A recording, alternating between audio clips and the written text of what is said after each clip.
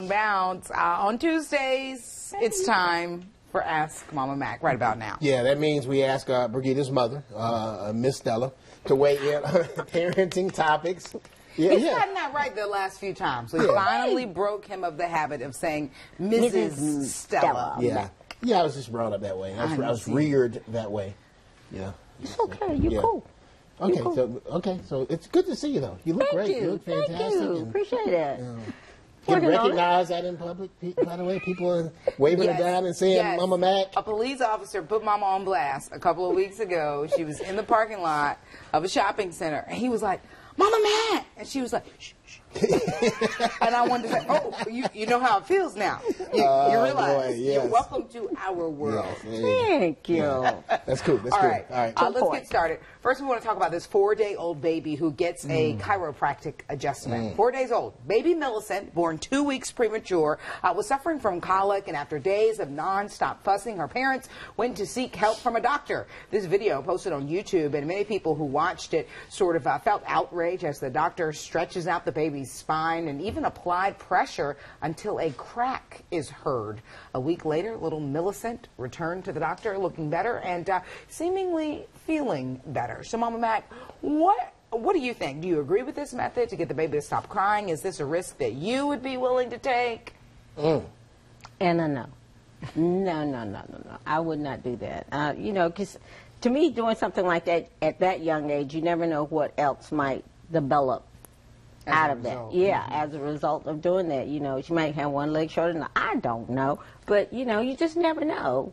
4 days old seems a little young. 4 days old. Does, yeah. That's too young to be doing something like that. I mean, I've never had a colicky baby. I hear that it is rough on the baby, on the parents, on the household, you know.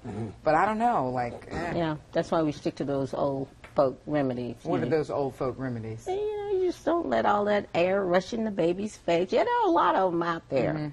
You know, when you take your baby out, make sure the face is covered if it's windy, because the baby takes in a lot of air. Okay.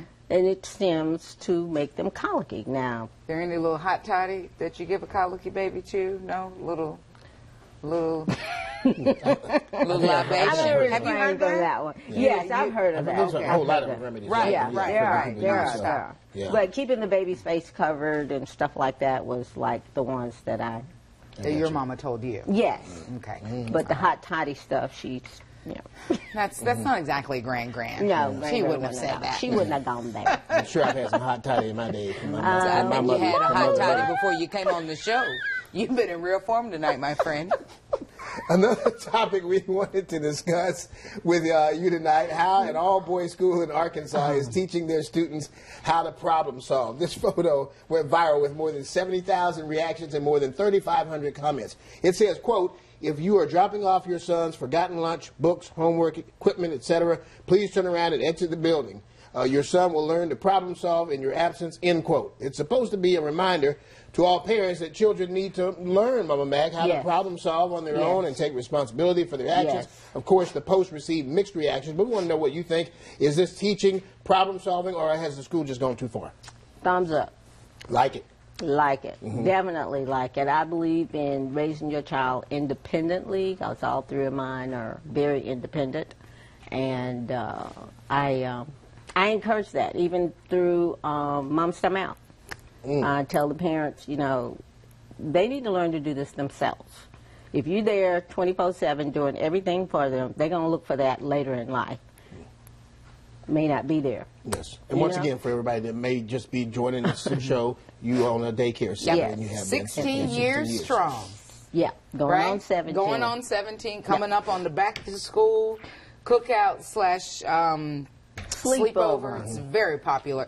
And you know, Mama did not play. If you left something at home, there was no going back to get it. You just did without it for the day. And so that really taught us to, you know, put your stuff together the night before. Have our ducks in a row. Definitely. From jump. So, last topic here, a major health organization trying to cut down on how much sugar children eat. The American Heart Association releasing some new guidelines today. Kids from ages 2 to 18 shouldn't consume more than 6 teaspoons of sugar. That's about 100 calories, roughly the size of a mini Coke. So, Mama Mack, what do you think about these new guidelines? I think it's very good, very good. Not slighting Trey, but, you know, we gave him chocolate, and chocolate just sent him over the rooftop. So, you know, if you can, you know, cut that out or minimize it as much as possible, more power to you, because the kids' reaction, some react differently. But Trey was over the top. And there's always a kid like that, no matter what situation you put him in. Should they Cut drop the the sugar. limit even more, or you think that that's good? If it were me and my child, I would cut it more myself. I wouldn't wait for somebody to tell me it needs to be cut. Just cut it. You know, if you can, limit the sugar intake. Gotcha. You know, because it you know, later in life, you know, can spring back and, you know. Cause other issues down the things, road, health issues. Mama Mack, always a pleasure to see you. Thank you. It's a joy to be here. Thank you. Yes, we'll be right back with more news on Bounce.